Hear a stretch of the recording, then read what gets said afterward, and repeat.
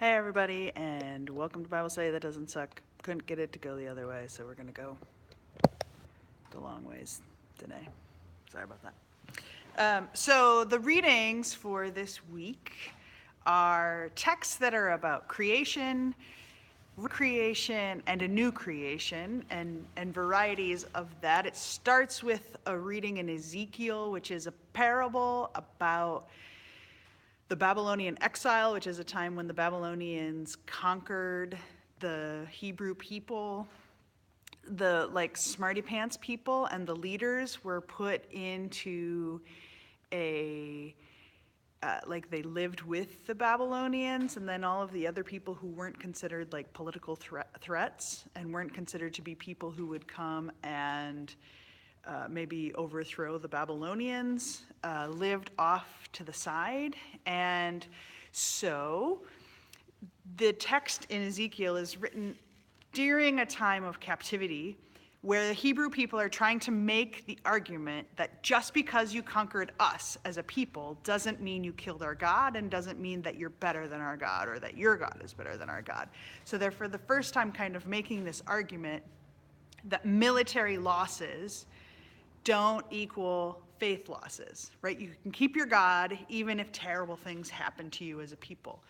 The parable or the metaphor that is raised by Ezekiel is this idea that you can cut off part of a tree, if you do it correctly, a small twig from the top of the tree, and you can replant it somewhere, right? You can grow a whole new tree just from cutting off one of the stems or one of the branches.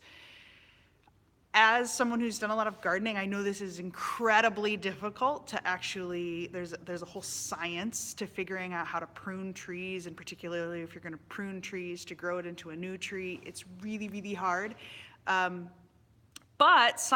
current scientists have gotten so good at it that they can make one tree that has branches that will produce different kinds of fruit. So you can have a tree that has one branch that's apples, one branch that's pears, one branch that's oranges.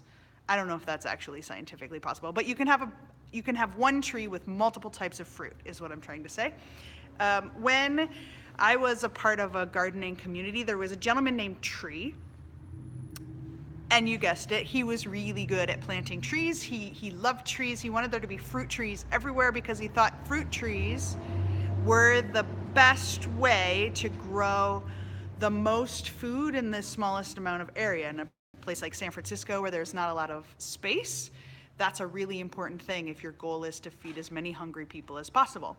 And Tree knew everything about how to do it. He had been doing it since the 60s. He had taken care of so many different types of gardens. When he got extra plants, he would pass them on to others. He was an amazing mentor and an educator who would teach other people how to garden.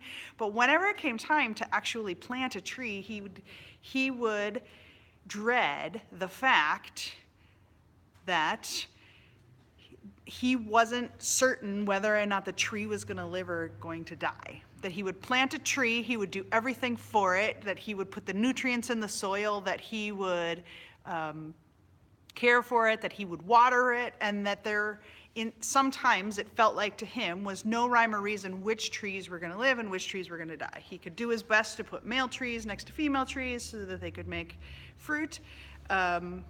But when it really came down to it, so much of farming and urban agriculture was a mystery. And thank you for the comment that there are trees that have up to 40 different types of fruit on them. That's really cool. Especially when your parable is that these trees that are growing are the people of God. And the idea that you can have all kinds of fruits and so much diversity makes the parable and the metaphor even better to be able to know those kinds of tasks. So this is a parable that's about a creating God who, in the beginning of Genesis, just divided things and was like, walking things, you don't go next to crawling things. Flying things, you don't go next to swimming things. And it was about separating diversity out. And if that was the only story we had about God, it would be really complicated because we know that in our own bodies, in the ways that we live, in our own families, in our communities, we're this crazy mixture of types of diversity, right? So I am not diverse in the color of my skin, but I am in the way that I love people, or I am in the way that I make choices about how my body lives into the future. And we all live with these strange mixes of power and privilege, ways that we're vulnerable, ways that we're strong, and we are like kind of these trees that have been grafted together. This is a cool text in Ezekiel that talks about people who are certain, they're like so certain that they're going to be powerful forever, that God has the ability to take the tallest, strongest tree. The cedars of Lebanon were kind of renowned for their strength, and God could take the tallest tree, snip it into a tiny little thing, transplant it to a new place, and it has to start over in terms of power and privilege. We also have the metaphors in other parts of the readings for this Sunday about Jesus' idea of the like farmer who has no idea what's going on or why things are growing, and just like randomly throws seeds around and is like, oh, it grew, what a mystery of life, which is probably how a carpenter would feel about farming. But that's part of why I told you the story of Tree earlier, not because Tree doesn't know enough, but because Tree is honest enough to be able to admit that even when you know the most one could know about a subject matter, you can still believe that there is a mystery to how growing and creation happens. One of the things that I wanted to talk about, because the Corinthians text also talks about this post-apocalyptic thing called the new creation, and some folk who are evangelicals have taken this idea of a new creation to mean that it's only a certain type of reading the Bible, it's only a literal understanding, it's only a certain group of chosen people who are a part of this new creation. But if you think about the metaphors that we've had for God, if Adam is this gender plural being who has female bits cut off, and only after that there's male and there's female, right? If there's a messiness to this creation, if you can take a really tall tree that's been created and planted and is strong, and you can snip part of it off and you can recreate, right, through the science of working with trees and replanting and regrowing, if you can reform, that's another type of creative power that God has. And then there's this new creation, which is this idea that once you are loved by God, nothing else matters, which is sort of true and sort of not true. And Christians talk about this in words that are like the now and the not yet. So right now, God loves me, and I experience full justice by virtue of my baptism. I'm named and I'm claimed, and nobody can ever take that away from me. Right now, I experience the justice of the world because God is in charge, not the fancy rulers. Right now, I experience freedom from captivity. And if I read the paper, if I look around to political powers, if I consider what it means to have a mortgage, there are things that I am indebted to, even though I have these fully fulfilled promises from God. It makes no sense, and it makes all kinds of sense, but it's hard to explain, right? So for me, I think of it like the freedom of coming out. When you come out as a gay person, you are free from people blackmailing you, from people trying to take advantage of you because you have a secret. You have different kinds of abilities to create family in more permanent ways because you're not afraid of being discovered. So there's a freedom and a liberation that happens immediately just by coming out. Hooray, I don't have a secret anymore. And it feels different in your bones and in your body after you had that kind of conversation. And yet, the world still can suck, right? So I am completely free because I have come out.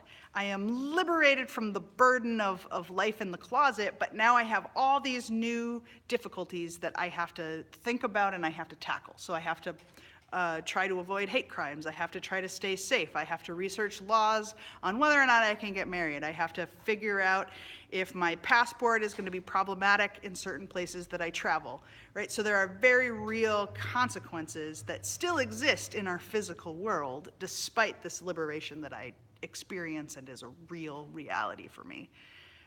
Same thing can be true for people who are parents. You might feel fully like a parent, fully like you understand how to love, and then in the rest of the world be like, I have nothing figured out.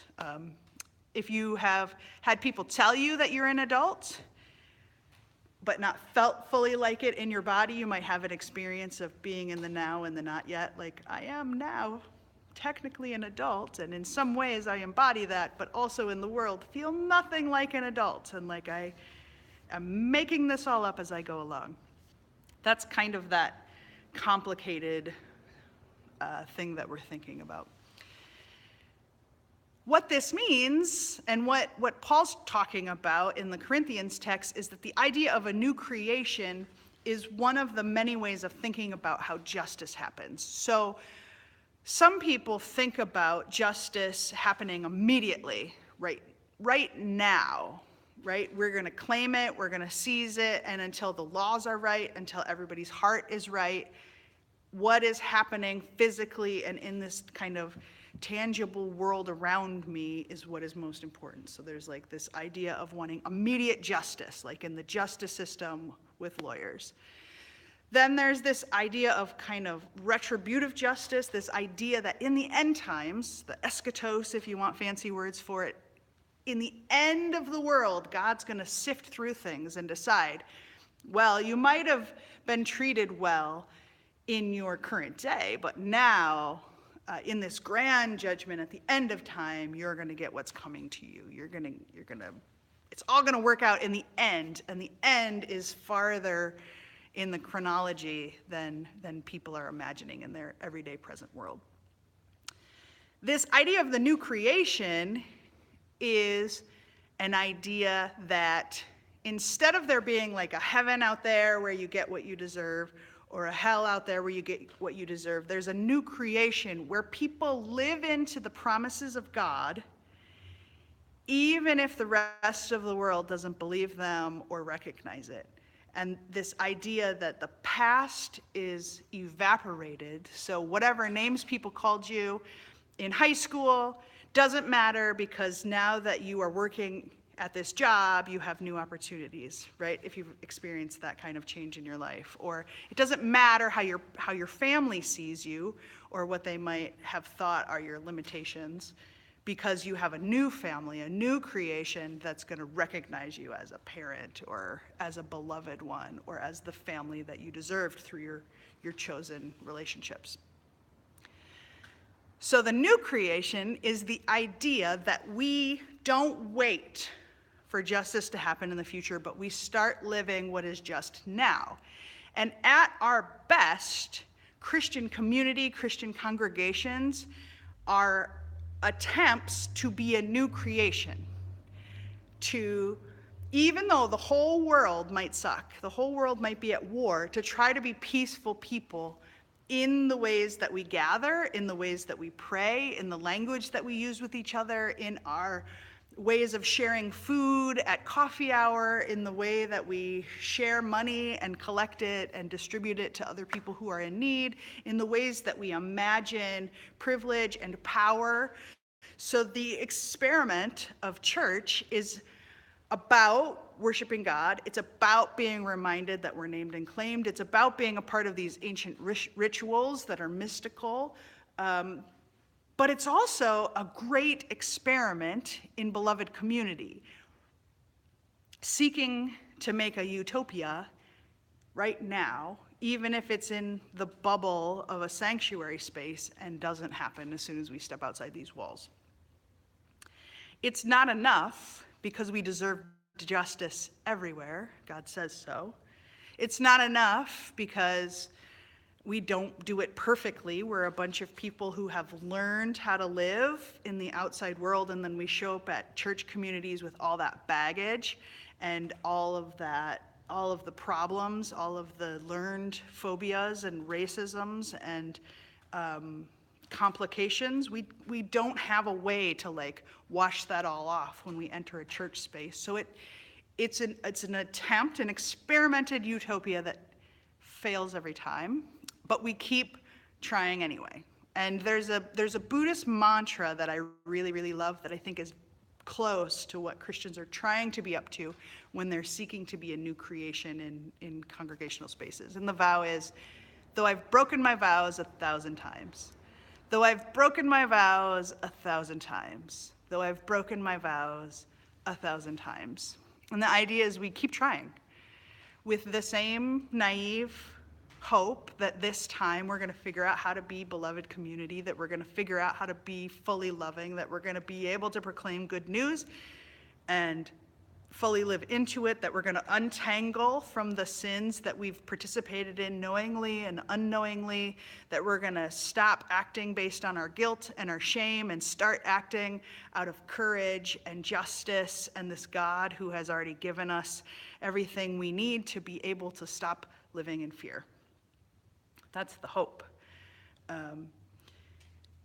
I don't know if we'll get there, and maybe that's why Christians have such crazy ideas about time, the now and the not yet, the church koinonia love, the when we're together in our church bubble kinds of things that we're up to, and then trying to go out into the world and bring justice there through however we can, whether it's through contributing money or showing up at rallies or protests, or if it is just trying to be somebody who's nice to the bus driver, like the only person who's nice to the bus driver. Sometimes that can be a day-changing, life-changing kind of moment.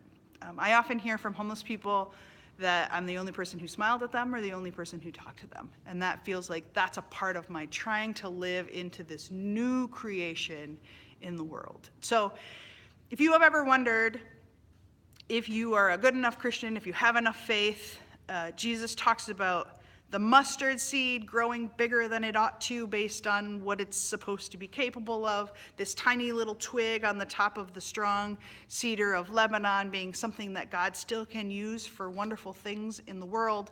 But know that the stories that we have about God and the stories we have about how God creates in the world doesn't presume that you or your body is like a Barbie doll on a shelf or a Ken doll on a shelf. You're not a static thing that never changes. You're not meant to be perfect everywhere, always, all the time, or else it means that you're terrible.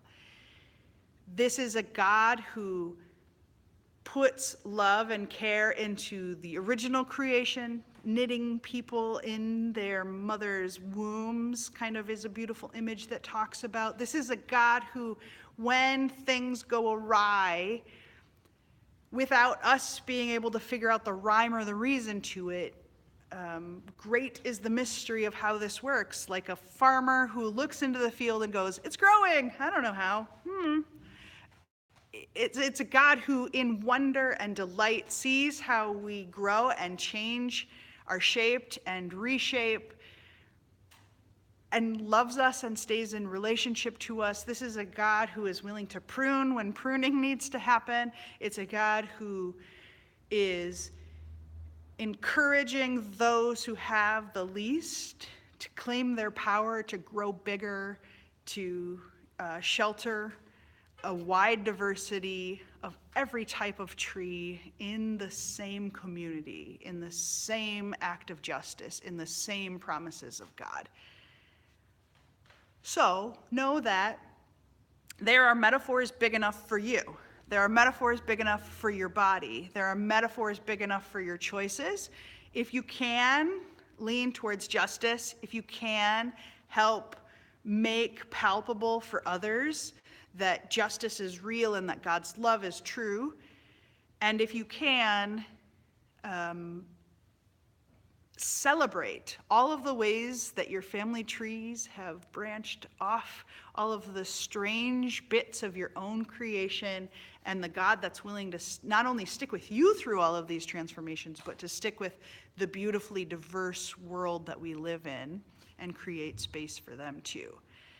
And if you haven't pondered kind of these metaphors of God's creation being broad and what it means over time and how creation and new creation is happening, I invite you to do so throughout this week. Think about big ways and little ways that you can be a part of helping others experience the new creation.